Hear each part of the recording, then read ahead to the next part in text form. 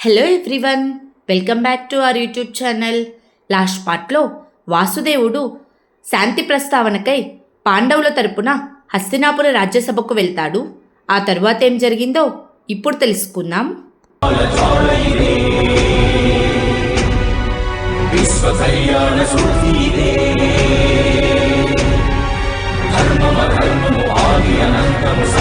సత్యము సార్థకలంకము జాత్యంకార పర్యవసానము శక్తిదే భక్తిదే జీవన్ముక్తికి మార్గమిదే పంచమ వేదసారం మహాభారతం కృష్ణుడు చూపిన లీల ఇది జీవన వేద మార్గమిది గీత జనించిన క్షేత్రమే ఇది మహాభారతం.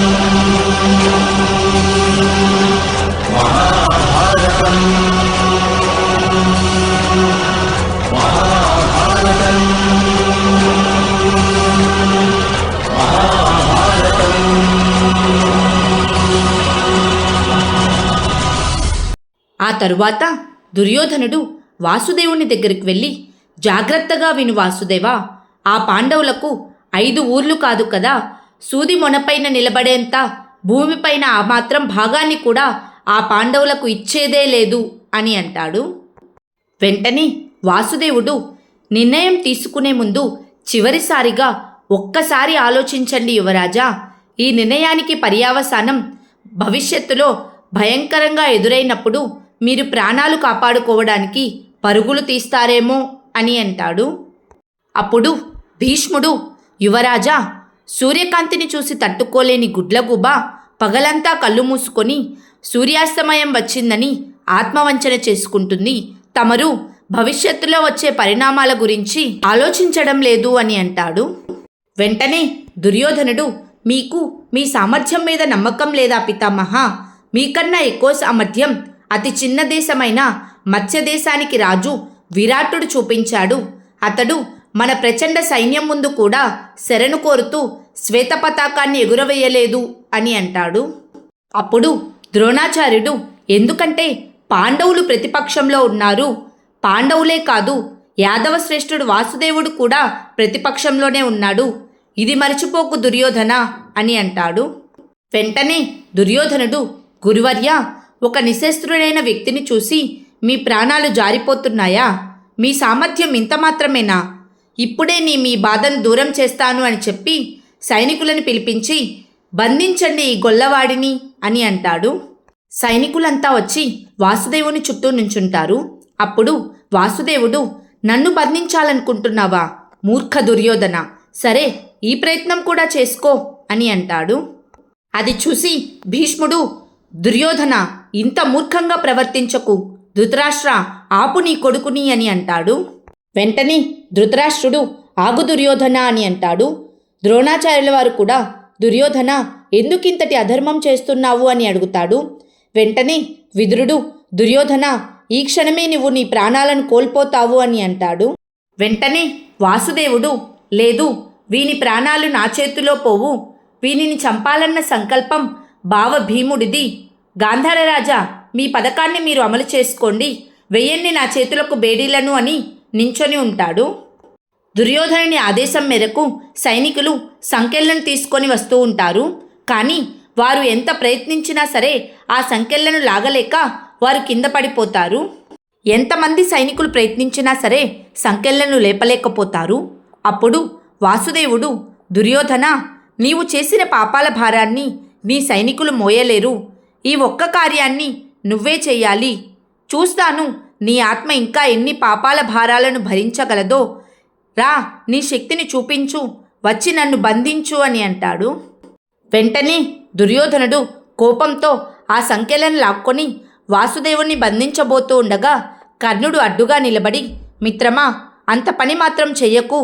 రాయబారితో ఈ విధంగా వ్యవహరించడం మంచిది కాదు అని అంటాడు.